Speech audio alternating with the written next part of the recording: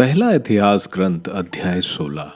वे ईश्वर की मंजूषा को ले आए और उसे उस तंबू में रख दिया जिसे दाऊद ने उसके लिए खड़ा कर दिया था।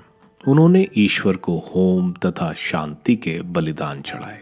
होम तथा शांति के बलिदान चढ़ाने के बाद दाऊद ने प्रभु के नाम पर लोगों को आशीर्वाद दिया। उसने सभी इजरायली पुरुषों और स्त्रियों को एक एक रोटी, भुने हुए मांस का एक एक टुकड़ा और किशमिश की एक एक टिकिया दी। लेवियों का कार्य। दाऊद ने प्रभु की मंजूषा की सेवा के लिए कुछ लेवियों को नियुक्त किया, जिससे वे प्रभु इज़राइल के ईश्वर का नाम ले उसकी महिमा गाएं और उसकी स्तुति करें।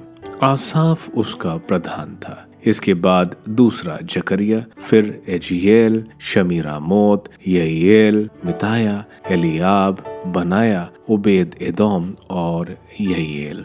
ये सारंगी और सितार बजाते थे। आसाफ झांसे बजाता था और याजक बनाया तथा यहीएल प्रभु के विधान को मंजूषा के सामने निरंतर तुरियां बजाते थे। स्तुति गान। उस दिन दाऊद ने पहली बार आदेश दिया कि आसाफ और उसके भाई बंधु प्रभु की स्तुति करें। प्रभु की स्तुति करो, उसका नाम धन्य कहो, राष्ट्रों में उसके महान कार्यों का बखान करो, उसके आदर में गीत गाओ और बाजा बजाओ, उसके सब चमत्कारों को घोषित करो, उसके पवित्र नाम पर गौरव करो। प्रभु को खोजने वालों का हृदय आनंदित हो। प्रभु और उसके सामर्थ्य का मनन करो। उसके दर्शनों के लिए लालायित हो। उसके चमत्कार, उसके अपूर्व कार्य और उसके निर्णय याद रखो। प्रभु भक्त इज़राइल की संतति, याकूब के पुत्रों, प्रभु की चुनी हुई प्रजा, प्रभु ही हमारा ईश्वर है। उसके निर्णय समस्त पृथ्वी पर व्याप्त है। उसका विधान सदा स्मरण रखो।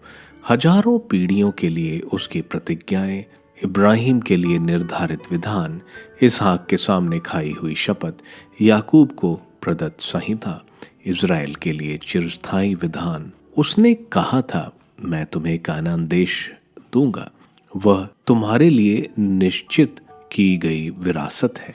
उस समय तुम्हारी संख्या बहुत कम थी, तुम मिट्टी भर प्रवासी थे। वे एक राष्ट्र से दूसरे राष्ट्र में, एक राज्यों दूसरे राज्य से भटकते फिरते थे। फिर भी प्रभु ने किसी को उन पर अत्याचार नहीं करने दिया। उसने उनके कारण राजाओं को डांटा। मेरे अभिषिक्तों पर हाथ नहीं लगाना, मेरे नबियों को कष्ट नहीं देना। समस्त पृथ्वी प्रभु का भजन सुनाओ। दिन प्रतिदिन उसका मुक्ति विधान घोषित करो। सभी राष्ट्रों में उसकी महिमा का बखान करो। सभी लोगों के उसके अपूर्व कार्यों का गीत सुनाओ, क्योंकि प्रभु महान और अत्यंत प्रशंसनीय है। वह सब देवताओं में परम श्रद्धेय है। अन्य राष्ट्रों के सब देवता निसार हैं, किंतु प्रभु ने आकाश का निर्माण किया है। वह महिमामय और ऐश्वर्यशाली है। उसका निवास वैभव पूर्ण और भव्य है। पृथ्वी के सब राष्ट्रों प्रभु की महिमा और सामर्थ्य का बखान करो। उसके नाम की महिमा का गीत सुनाओ।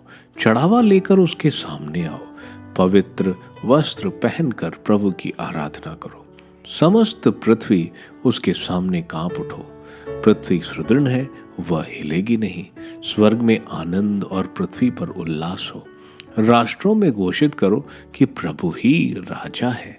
सागर की लहरें गर्जन करने लगी, खेतों के पौधे खिल जाएं और वन के सभी वृक्ष आनंद का गीत गाएं, क्योंकि प्रभु पृथ्वी का न्याय करने आ रहा है। प्रभु की स्तुति करो, क्योंकि वह भला है। उसकी सत्य प्रतिज्ञा अनंत काल तक बनी रहती है। यह कहो, प्रभु हमारे ईश्वर हमारा उद्धार कर, राष्ट्रों में से हमें एकत्र कर, जिससे हम तेरे पवित्र नाम धन्य कहें और तेरी स्तुति करते हुए अपने को धन्य समझें। प्रभु इज़राइल का ईश्वर सदा सर्वदा धन्य है। इस पर सब लोगों ने कहा आमेन और प्रभु की स्तुति करो। दाऊद ने वहां प्रभु के विधान की मंजूषा के सामने आसाफ और उसके भाई बंधुओं को नियुक्त किया, जिसे वे प्रतिदिन के कार्यक्रम के अनुसार मंजूषा के सामने निरंतर सेवा करते रहे। उसने ओबेद एदोम तथा उसके 68 भाई बंधुओं को भी सेवा में उनकी सहायता के लिए नियुक्त किया, और यदुतून के पुत्र ओबेद एदोम और होसा के द्वारपाल के रूप में उसने याजक सादोक और उसके याजक भाइयों को गिबोन की पहाड़ी पर प्रभु के निवास के सामने नियुक्त किया, जिससे वह बलि की वेदी पर प्रातः और संध्या समय प्रभु की होम बलि ठीक उसी प्रकार चढ़ाए करें जिस प्रकार इजरायलियों को प्रभु की संहिता में लिखा है। उनके साथ हेमान, यदुतून और अन्य लोग थे जो नाम लेकर चुने और नियुक्त किए गए थे, जिससे वह प्रभु की महिमा करें, क्योंकि उसकी सत्य प्रतिज्ञता अनंत काल तक बनी रहती है। हेमान और यदुतून के पास तुरहियां, झांसे और प्रभु के संगीत के वाद्य थे। यदुतून के पुत्र द्वारपाल थे। इसके बाद प्रत्येक व्यक्ति अपने अपने घर लौट गया, और दाऊद भी अपने कुटुंबियों को आशीर्वाद देने अपने घर गया।